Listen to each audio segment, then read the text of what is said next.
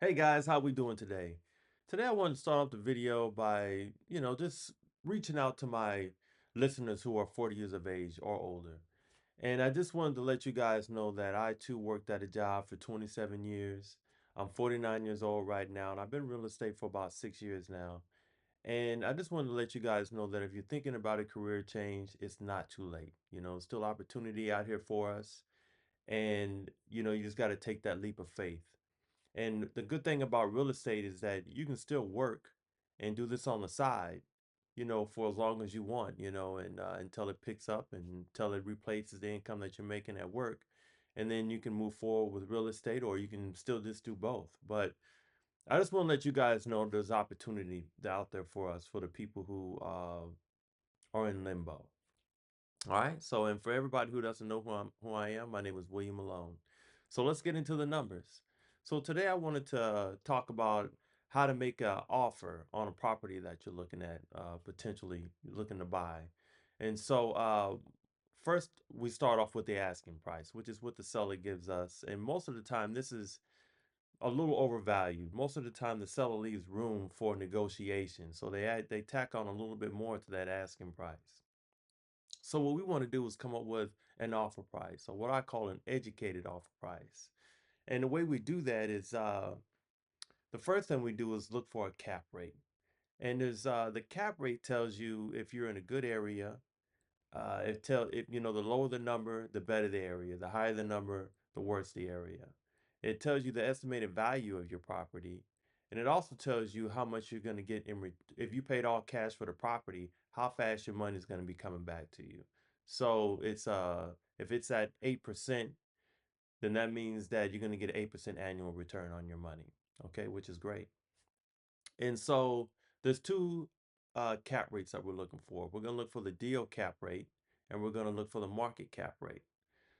And you always want to make sure your deal cap rate is higher than your market cap rate. That indicates that you're getting a good deal and you're not overpaying for the property.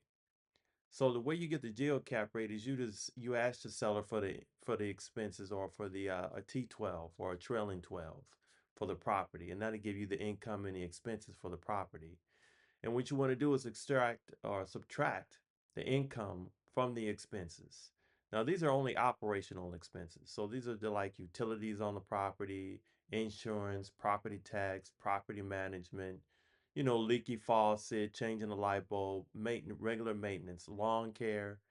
So those are the expenses that we want to subtract from the income. We don't want to subtract the mortgage yet, okay?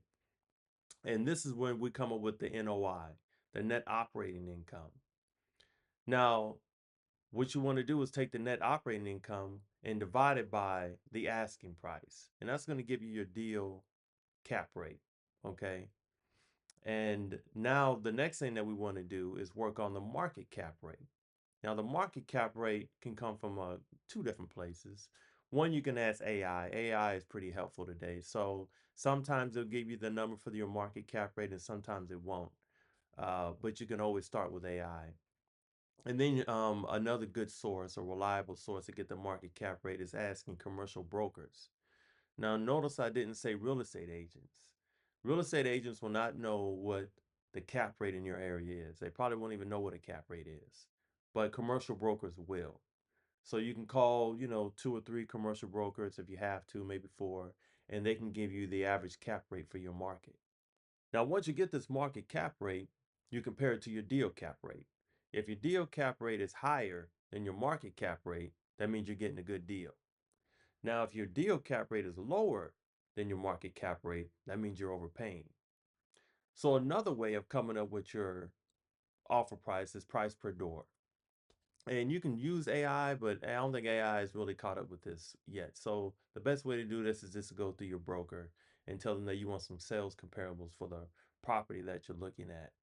Now, once you get this list of sale comparables, you want to make sure that you're looking at buildings that are similar to the property that you're trying to purchase. So make sure the unit mix is the same. So if you're looking at one bed, one bath, make sure you're comparing it with properties that are one bed, one bath. And you want to make sure it's in the same area of your property and maybe year built also. You want to make sure it's real similar to your property. And so basically, all you have to do to get the price per door is, let's say it's a 10-unit apartment building and it's sold for $1 million. You just take the $1 million, you divide it by 10, and you come up with $100,000 per door.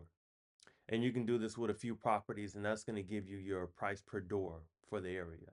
And you just take that back to the building that you're trying to purchase, and you just want to make sure that you're not overpaying. You're not over that price per door for your property. Otherwise, you're overpaying. If it's under that number, then you're getting a good deal. And the reason we take these necessary steps is getting the cap rate and the price per door so you can come up with a solid offer. Now, if you've done your homework, you can tell the seller why and how you came up with that price. And you know you're getting a good deal on the property and you're not overpaying. And at the end of the day, we always want to make sure our property is cash flowing after we do these numbers. You never want to buy on appreciation. If you always buy on cash flow, your property can afford the ups and downs in real estate and in the economy. As far as property taxes going up, insurance going up, high interest rates. If you don't buy on cash flow, you're going to be paying out of pocket for these things, and your longevity in real estate is going to be very short. So always buy on cash flow. Well, that's all I got for you guys today. I hope you guys liked the video. If you guys have any comments, please leave them. If you have any ideas about the next video, please leave that also. And please give me a thumbs up and subscribe. And I'll see you at the next one.